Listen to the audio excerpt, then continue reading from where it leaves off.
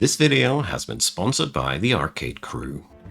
Hello there and welcome to The Last Spell. In this video I'm going to give you a quick review about the game, going to summarize the parts of it, give you a nice little overview about what it's in there and why you should be interested about it. So first of all, this is a defense game. There's monsters coming from this side, we got some heroes who want to kill off these baddies, and we got a little bit of a city that we need to protect. In the middle here, we got our wizards that want to finish the last spell, which is going to save the world. The story is basically going like that. Everybody had access to a ultimate spell which was able to kill off pretty much everybody in the flick of a finger, and well, a big war ensued and now there's magic everywhere corrupting everything, and all the people want is to get rid of all that magic, cast the last spell which abolish all the magic from the world and thus save it. Because you see that purplish stuff out there, well, pretty much all of the world is covered with it, except for a couple of safe havens, and we are playing the heroes of these safe havens, and our job is to save the world. In the last spell, we're playing a roguelite. That means we're doomed to die, ultimately. Our dudes here will hold off that thing as long as they can, but usually you won't be able to finish your mission at first attempt. You have to go through a certain amount of nights without the magic circle dying, and then you've won the game and you get to play the next map. So, all in all, you have a class-free character development system. None of these dudes have a prefixed class. We get to select their weapons, we get to select their perks, and then we get to mix and match what we want to. More about that when I go deeper into the combat system.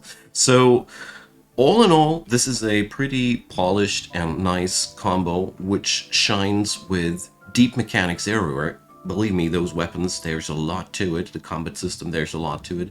All parts of the game are well made. The soundtrack's awesome, the graphic presentation is amazing, and the user interface is easy understandable.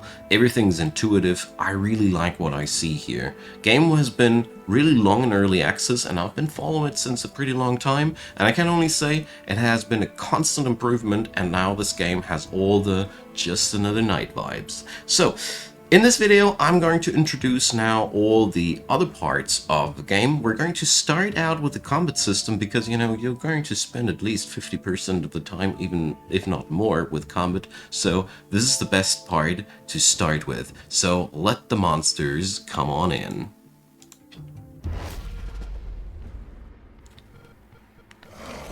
So there we go. So your heroes get to move on this grid field. As you see, you got movement points, you got action points, you got mana, you got your weapons, and all in all, this game has a pretty solid foundation. Your job is to keep the monsters away from the city. The monsters will try to eat all the defenses. They're pretty dumb in their own regard, and you win the combat for the night if you manage to kill off all the baddies. The real cool part about the last spell is that your characters come with two weapons, and these two weapons pretty much define their entire identity. So you can mix and match whatever you want to use. The real cool part about it is that there is no limitation. You can swap these weapons as often as you want per turn. There's no cost involved to that. We can switch here on this character fluidly from a spear to a longbow, because the thing is, you need to get out of the monsters after you got into the monsters. So that's pretty cool that you can go for whatever you want in terms of character specialization. I really enjoy this part so much. Here this guy has a short-ranged magic weapon and a long-ranged magic weapon, so you can really adapt your heroes to your personal play style. That's really amazing. It all comes with a perk system where you get a amount of perks that people get to select there, and the best part about it is they're all shuffled differently whenever you start a new game. More about that later when we have won a night. So, ending a turn summons more monsters, and our job, as you see there, is going really well so far. The game has a ever ramping up difficulty level. The first few nights are pretty easy. We're on night 2, as you might notice by the difficulty level. And while it is quite easy at first to keep the baddies out of the situation, the longer you play this game, the worse the situation will go. And while it ain't possible to win the game out of the bat, at some point you will get overwhelmed. There's still the roguelite aspect, which allows you to come back stronger and better. And all those monsters that we kill, they drop a resource called Dark Essence, which allows us to unlock even more fun stuff over the course of the time. So we're going to clean out this night real quick, and then I'm going to give you a little bit of an overview about what we can do after the night. Alrighty, a few turns later, we are almost at the end of this mission. Let's finish off the last few baddies with some spectacular skills. I personally really like how much fun these skills are, you know? Every weapon in this game is feeling amazing. I gotta admit, during the early access version, that was not always the case with these, but by now, I really love how all the weapons work, and there are so many of them in this game. So, you might notice this little exclamation mark. That's when the monsters get too close to the city and the people get afraid. So, a quick summary after the fight. We get experience for our people, they level up. We get rewards for our achievements, and we also get rewards for protecting the city. So as you see here, there is a panic level, and the closer the monsters get, the more panic to the city, and that's bad. The tainted essence that we get is a currency for further unlocks, and that's the stuff that we need to get ourselves new weapons, stronger heroes, all these things. So, during the daytime, you get to build up your city. Each day, you gain gold and materials. With gold, we get to build new buildings. So we can build here houses, scavengers camps that produce more materials per night, gold mines that produce more gold per night, temples that heal our people, mana wells that give us more mana. You know, damage sticks to this game in this game per night. You regenerate a bit of mana and health per day, but if your heroes get too banged up, you have to suffer the consequences. Some buildings might help you with that. You get buildings that make gear for you. Every type of gear has its own shop. You get an inn, which allows you to add even more heroes. Very good and very desirable. A seer, and lots of other goodies. In the defense system, which is completely bought with materials, there's no gold involved here. We can set up new walls, new gates, new traps, new ballistae, new catapults. There's a lot of goodies in there that we can use to keep our enemies at bay. So, in short, in this game, you get to build this base as you see fit to protect it from the monsters. Also, those ruins here, you can dismantle them with the workers. You have also workers as kind of a currency, and for more workers, you build yourself new houses, you know, up to 4 as a standard number.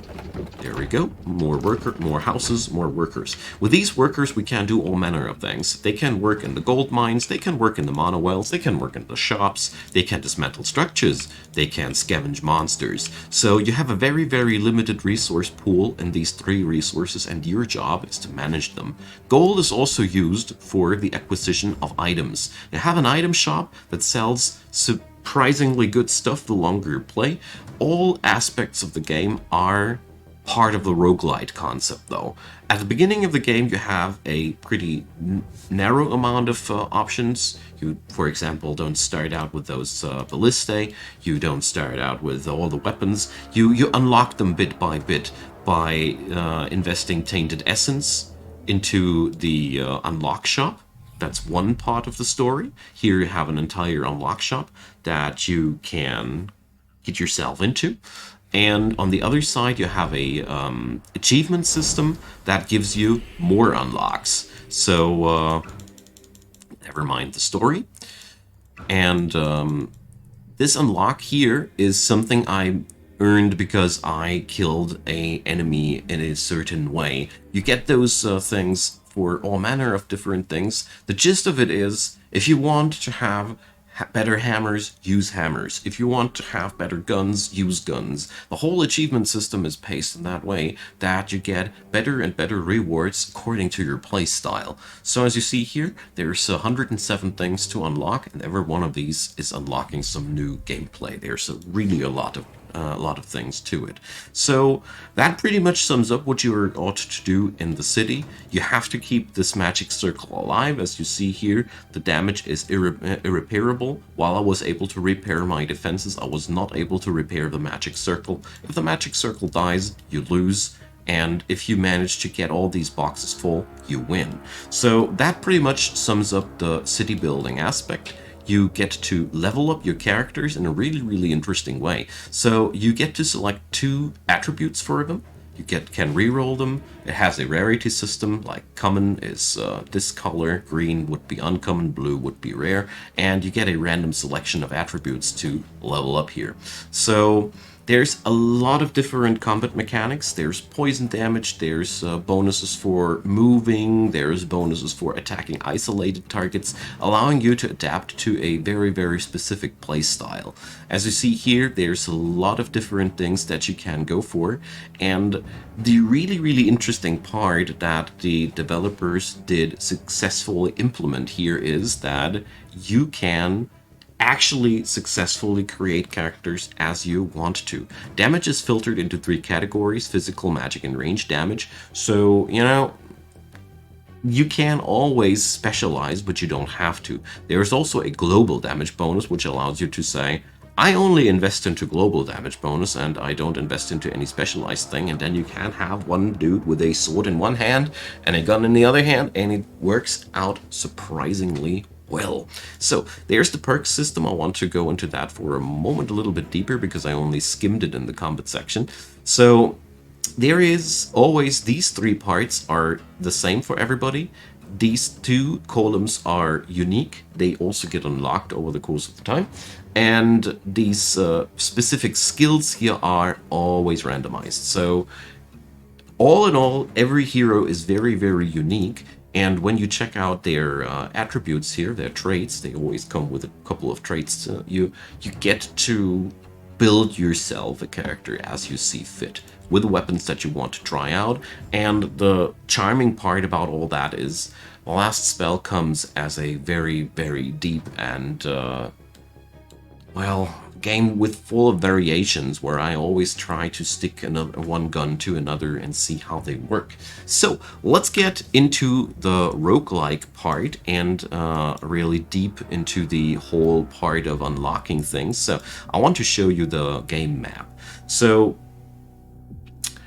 we now saw how combat works, how base building works. I want to go into the macro of things. I'm sorry, that was the wrong button. I want to abandon these people, not... So, after a run has ended, you get to select where you want to play anew. So there are... I already had one victory here, that was the easy city, and the next city here is Lakeburg.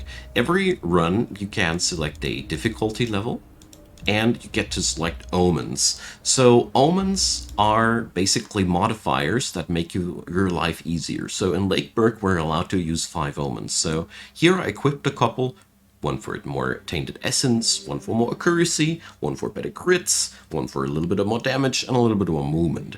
You can unlock a lot of these omens, as you see here, and there's really variation and individualization all over the place. As you see here, Apocalypse 1, there's grayed out already the indication of more. So basically, if you're done beating a map, you can make the map even harder for yourself and play the game even more. There's more cities to be found here. There's more than these 2. These feature different maps and different challenges. And yeah, that pretty much sums up all the things that the game has in store for you.